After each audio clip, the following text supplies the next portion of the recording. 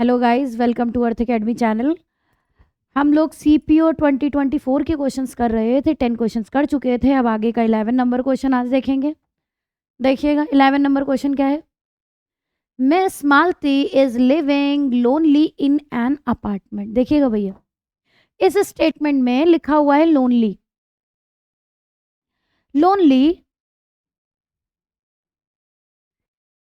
Lonely adjective की तरह काम करता है। एडजेक्टिव होती है इसके पार्ट ऑफ स्पीच। और लोनली का यूज़ हम तब करते हैं जब हम किसी पर्सन से, ऐसी सिचुएशन नहीं होती जिसमें हम अकेले हों।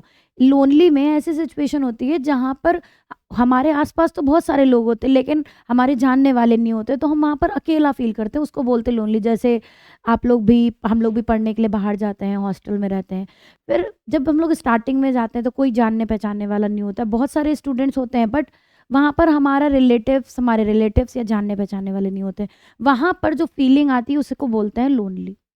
एक और वर्ड होता है इसी में, अलोन। अलोन एडजेक्टिव भी होता है, अलोन की पार्ट ऑफ स्पीच एडवर्ब भी हो सकती है। और अलोन मतलब होता है without a person, without any person, मतलब जब आप अकेले हो, आपके आसपास कोई भी ना हो। अब देखिए इस सेंटेंस में ये मीनिंग बिल्कुल भी नहीं आ रहा है कि वो बहुत ही सैड था, ऐसा मीनिंग नहीं आ रहा। वो कह रहा है अपार्टमेंट में वो अकेला था, मतलब कोई और पर्सन नहीं था। इस सेंस में आपको यहाँ से लोनली हटा के अलोन कर दीजिए और ये सही हो जाएगा। Miss Malti is living alone in an apartment. एक अपार्टमेंट में मालती अकेले रहती थी। नेक्स्ट क्वेश्चन देखेंगे, क्वेश्चन नंबर 12, बहुत ही आसान। Mister Veenu has never slept in a igloo. बहुत ही आसान, आपने देख भी लिया होगा, आपको एरर पता भी चल गई होगी। इस सेंटेंस में मैंने आपको बोला कि एरर आर्टिकल के क्वेश्चंस बहुत आ रहे हैं। देखिए फिर से हमको एक आर्टिकल का क्वेश्चन मिल गया। इग्लू वॉवेल साउंड है तो आपने ए नहीं एन लगाना होगा। बहुत बढ़िया भैया, आगे बढ़ते हैं। माई neighbours were serious injured in the car accident. देखिए क्या एरर है इसमें।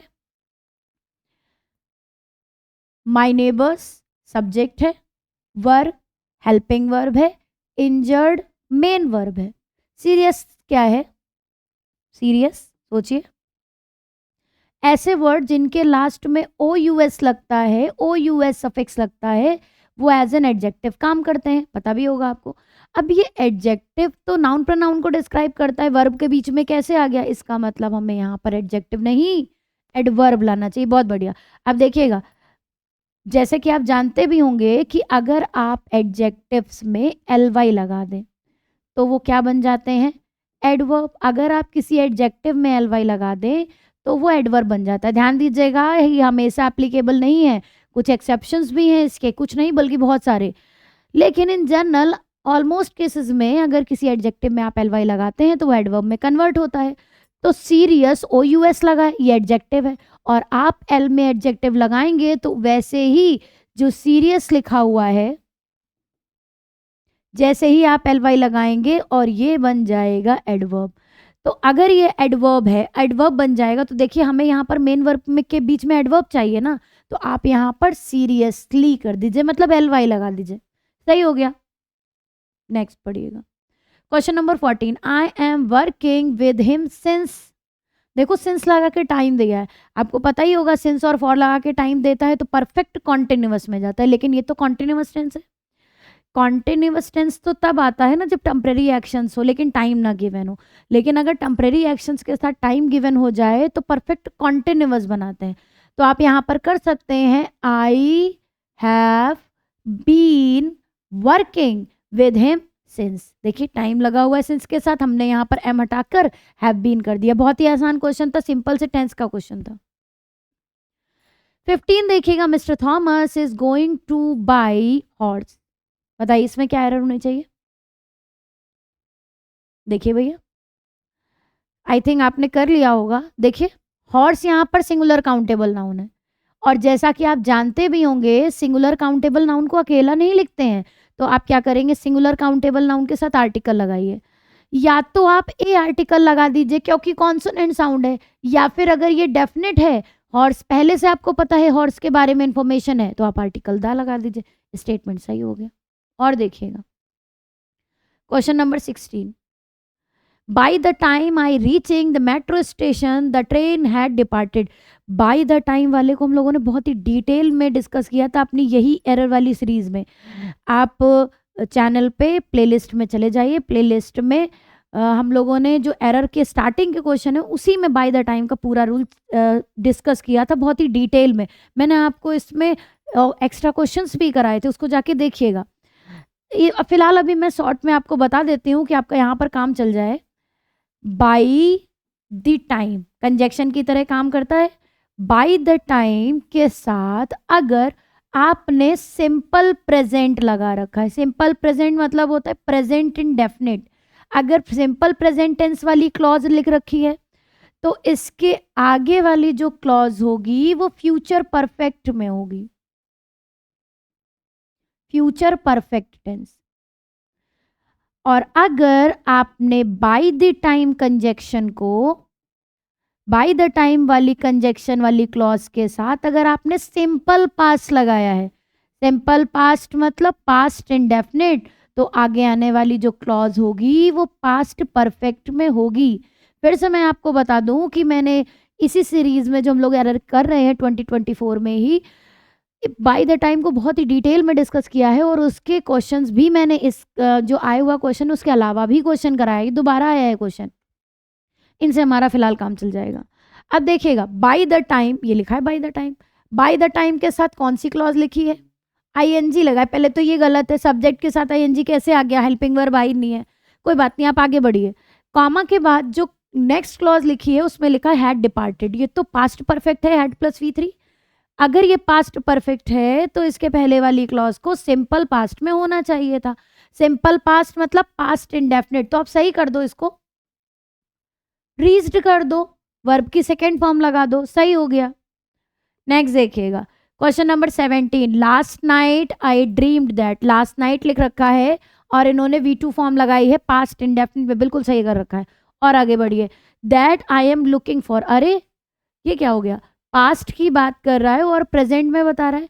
Last night I dream that, मैंने सपना देखा कि आई एम लुकिंग फॉर मतलब होता है सर्च करना, तो सपने में किया था ना, तो आई वॉज होना चाहिए था, ना कि आई एम। प्रेजेंट में बनाएंगे तो टेंस गड़बड़ नहीं हो जाएगा, पास्ट कर दीजिए, सॉरी आई वॉज कर दीजिए, मैंने वर्ड लिख दिया धोखे से, I was looking for the abominable. Next देखिएगा 18, my father is comparatively better today, बहुत ही आसान क्वेश्चन है, एडजेक्टिव का क्वेश्चन है, आप लोग जानते भी होंगे। कंपैरेटिवली लिखा हो, रिलेटिवली लिखा हो, प्रेफरेबली लिखा हो, ऐसे में इनके साथ कंपैरेटिव डिग्री नहीं पॉजिटिव डिग्री आती है। या तो कंपैरेटिवली हटाइए या तो कंपैरेटिव डिग्री को पॉजिटिव डिग्री में कन्वर्ट कर दीजिए, तो आप बेटर को हटा के गुड लिख दीजिए और आपकी एरर फर्स्ट पार्ट में मानी जाएगी। या तो कंपैरेटिवली हटाइए अगर आप हटा सकते हो तो, या फिर कंपैरेटिव डिग्री वाले एडजेक्टिव को पॉजिटिव डिग्री में कन्वर्ट कर दीजिए, आंसर हो जाएगा फर्स्ट। नेक्स्ट देखिएगा question number 19, I have recovered from if I have recovered from fever I will start going for swimming classes from tomorrow. Conditional sentence है भाई, ये देखिएगा कंडीशनल सेंटेंस आपने पढ़े ही होंगे कि अगर आपने देख लीजिए, मैं आपको एक बार ब्रीफ कर देती हूँ। अगर इफ के साथ सब्जेक्ट के साथ अगर V1 मतलब प्रेजेंट में आए तो आने वाली नेक्स्ट क्लॉज सब्जेक्ट के साथ विल प्लस V1 में होगी, पहला केस। दूसरा केस है कि अगर इफ के साथ subject plus V2 past subjunctive mood आ जाए तो आगे आने वाली clause subject plus would plus V1 में होगी। डिटेल में डिस्कस नहीं कर सकते क्योंकि ये भी बहुत बड़ा चैप्टर है, पूरा इन पे क्वेश्चन किए जाते हैं, तो जितना पॉसिबल हो सकता है मैं आपको बता रही हूँ। देखिएगा, इफ सब्जेक्ट के साथ हैड प्लस वर्ब की थर्ड फॉर्म लिखी हो तो आने वाली नेक्स्ट क्लॉज में वुड हैव प्लस वर्ब की थर्ड फॉर्म का यूज, मैंने गलत कर दिया, would plus V1, would have plus verb की थर्ड फॉर्म का यूज किया जाएगा। ये आपने पढ़ा होगा। अब अगर आप अपने स्टेटमेंट में देखेंगे, first case, second case and third case, कुछ बुक्स में इनके नाम भी रखे गए हैं कि फर्स्ट केस को ओपन कंडीशनल, सेकंड केस को सेमी क्लोज्ड कंडीशनल और थर्ड केस को क्लोज्ड कंडीशनल बोलते हैं। अलग अलग बुक में अलग अलग नाम है, कहीं पर इनको केवल केस करके बोलते हैं, कहीं पर इनके नाम रख दिए गए हैं, वो मैटर नहीं करता। तो फिलहाल ये 3 रूल हैं कंडीशनल के। तो अगर आप अपने स्टेटमेंट में चेक करेंगे तो देखिए यहाँ पर इफ के साथ हैव लिखा है और यहाँ पर will plus V1 will start लिखा हुआ है। इसका मतलब बन तो ये पहला वाला केस रहा है जिसमें इफ के साथ V1 और सब्जेक्ट के साथ विल प्लस V1 आना चाहिए। अब देखिएगा सब कुछ सही चल रहा है, लेकिन यहाँ विल प्लस V1 है वो भी सही है, लेकिन इसको आपने प्रेजेंट परफेक्ट में बना दिया। प्रेजेंट परफेक्ट तो तब बनाते हैं जब काम कंप्लीट हो गया हो, लेकिन काम कैसे कंप्लीट हो सकता है? ये तो इमेजिनेशन है। अगर ये इमेजिनेशन है तो आपको हैव हटाना पड़ेगा। आप हैव हटाएंगे और इसको बना देंगे प्रेजेंट इंडेफिनिट में। If I recover from fever, और देखिए फीवर के पहले आप आर्टिकल लगा दीजिए तो और बेटर हो जाएगा, from a fever I will start going for a swimming. कुछ भी करेंगे इसी पार्ट में एरर होगी, मतलब 4th D पार्ट में एरर लगाई जाएगी। परफेक्ट में मत लगाइए, वरना ऐसा लगेगा जैसे काम कंप्लीट हो गया है। लेकिन भैया ये तो इमेजिनेशन है, काम कैसे कंप्लीट हो जाएगा? तो ये तो गलत हो जाएगा। इसके बाद देखिएगा, इसके बाद आपने ये रूल देख ही लिए होंगे, आपने रिवाइज कर लिया होगा, आपको आते भी होंगे ये रूल। तो यहाँ से आपके सीपीओ के क्वेश्चंस खत्म। हम लोगों के 2024 में सीपीओ के जो 19 क्वेश्चन थे एरर के, और भी हैं, इम्प्रूवमेंट है, फिलर है, वो हम लोग आगे देखेंगे, लेकिन एरर के 19 क्वेश्चन थे जो मैंने आपको करा दिए। अब जो नेक्स्ट 2024 में हम लोग उठाने वाले हैं वो पेपर है CHSL का। हम लोगों ने सिलेक्शन पोस्ट कर लिया है, सीपीओ कर लिया है, और अब नेक्स्ट पेपर है हमारा CHSL। अब इसमें देखिए हम लोग CHSL के 2024 के क्वेश्चंस में पहला क्वेश्चन है, the couple preferred to walk until the last house of the town. देखिए इस क्वेश्चन में यहाँ पर लिखा हुआ है अंटिल। अंटिल तो टाइम को बताता है, लेकिन जैसा लग रहा है कि जैसे कपल प्रेफर कर रहा है कि टाउन के लास्ट हाउस तक वो वॉक करके जाएगा। तो अंटिल ना लगाकर अगर अप टू लगा दे तो अप टू ज़्यादा बेटर नहीं होगा? ज़्यादा बेटर है, अप टू लगा दीजिए। सेकंड देखिएगा, I am down with her complain. Down with underline है और यहाँ पर 4 ऑप्शन दिए हैं। भैया फ्रेजल है, अगर आपको फ्रेजल आता होगा तो आप कर लेंगे, मीनिंग आता होगा।